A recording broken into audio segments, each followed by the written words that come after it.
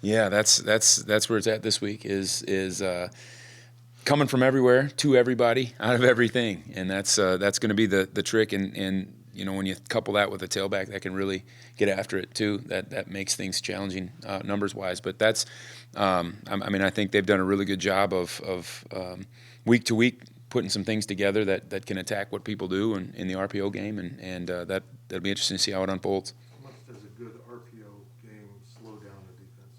I think considerably. I think it changes what you do a little bit. I think it changes how you approach things a little bit. Maybe could potentially put some apprehension in some guys that are conflicted players. You're essentially defending two plays on every play, and that's what makes it so challenging.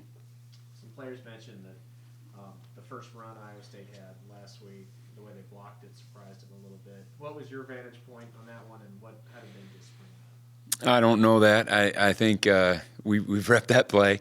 I think we got maybe just a little eager. I think at the point of attack we weren't great, and we had two guys kind of run into each other on that play also, and we kind of lost our quote unquote catch player on that thing, the guy that kind of cleans everything up if it gets awry. I think potentially the speed of it was a thing that we maybe can't replicate in practice.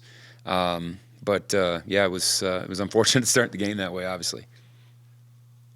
What did you see from Wayne Jones, let a lot of linebackers? Wayne played a good game. Wayne was really good. We used Reggie Stubblefield in there as you guys saw in a lot of different situations, and we kind of spelled him with Wayne a little bit. And I thought Wayne played a really good game. He was using his hands, getting off blocks. He was disruptive.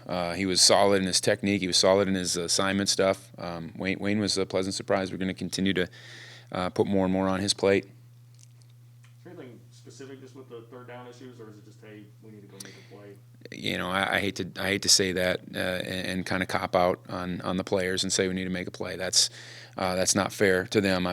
We got to do a good job of putting those guys in positions to make plays. And no, I don't know how many things I would change. I think we just the mentality's there. I mean it's just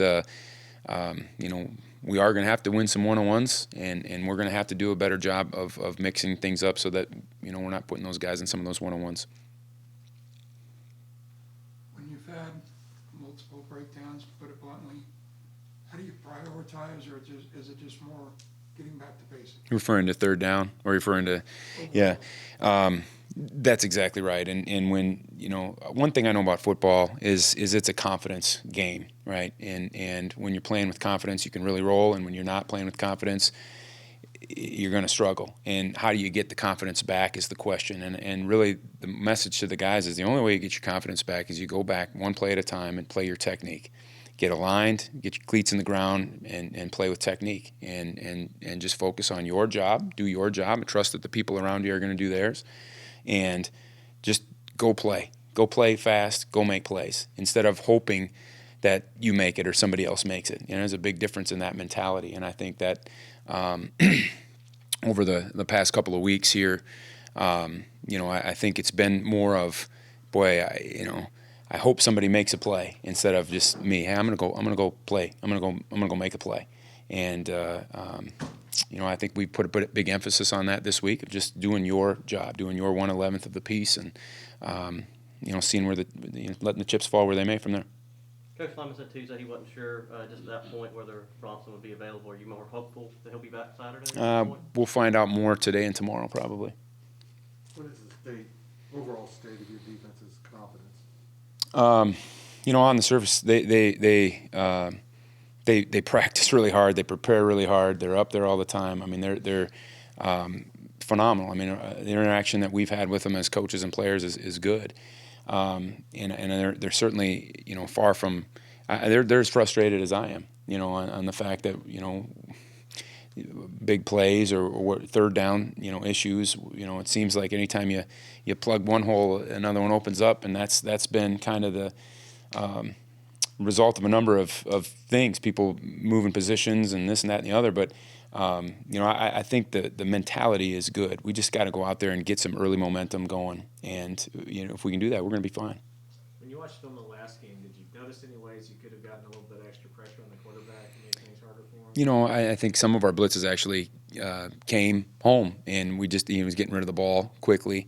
You know, it's difficult when you take some of the pass rushers out of the game that we've to do some more things with 3 guys, you know, and that's something that we were able to do a little bit early on in the year, and, you know, we haven't been able to do it as much in the last couple of weeks. In part, you know, we're not seeing as much drop back as you might think. You know, it's a lot of stuff that the ball's getting out of his hands fairly quickly. And so, you know, it's not fair to those D linemen to say, you got to get home. Why aren't you getting home? Well, you know, when the ball's getting out of his hands in a second and a half, you ain't going to get home, no matter how well you know, unless you're unblocked, even if you are unblocked sometimes. And so, you know, we're looking at a few different, you know, ramping up the pressures and doing some different things. We can get the ball out of that quarterback's hands if it is drop back. Eli Huggins played some defensive end on Saturday. Can you kind of expect to see a little bit more of that in Lubbock? We're trying to move people around. Yeah, won't speak to exactly where or who, but yeah, we're trying to get the pieces in the right places. Tech wide receiver as a common number 13 presents some issues. Have you seen a guy of his size and capabilities? He might be the best in the league, honestly. I mean, he's phenomenal range, tough to tackle when he gets the ball in his hands. Has good speed. You know, he's lights out. He's good. I was saying earlier that I think as a whole, this may be one of the best, if not the best, receiver room in the conference. I mean, it's a talented group. What kind of progress have you seen from Columbine since a year ago? He just has a good control of the offense. I know it's a different probably system than what he had been in at Utah State and even a year ago. Some similarities, but there's some things that are new. And I just think the more snaps you get, the more confident you're going to be. And I think that's true at any position. It's true with the number of guys that we're playing with right now on defense. And the more snaps you get, the surer you are of yourself. And he's got that seasoning. Have they changed much what they're doing with him versus with Chuck earlier in the year at quarterback? No, nuts and bolts, it's the same. I think, you know, it was you know, early in the year, I think they were probably a lot, you know, trying to establish what their identity was going to be too. And now they're starting to settle into a few things. Don't know if that's a quarterback or if that's just what the progression of it naturally is.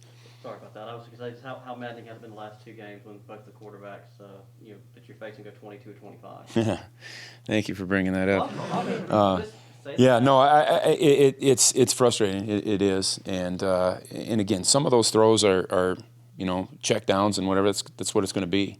It's frustrating when you get contested throws that are getting completed at the rate that they are, and you know, again, we've got to go back to our technique. We've got to go back to getting these guys in positions where they can make those plays and being comfortable so they can play fast. Because we've got a good group of guys and we can make those plays. How much is it the need to play faster on defense, and is that kind of a product of being a little bit newer to the scheme? I think for sure it is. You know, I think it's always, you can go back to your base, you know, and we have a base, you know, but we're probably not as far along in our base as you know, if you were year 2, year 3, you know, a couple of springs into it, a couple fall camps into it, where you can just say, I've seen that scenario before, and we're not there right now. And so sometimes the nut cutting rules and principles that we have aren't maybe as sure in guys' minds as they need to be.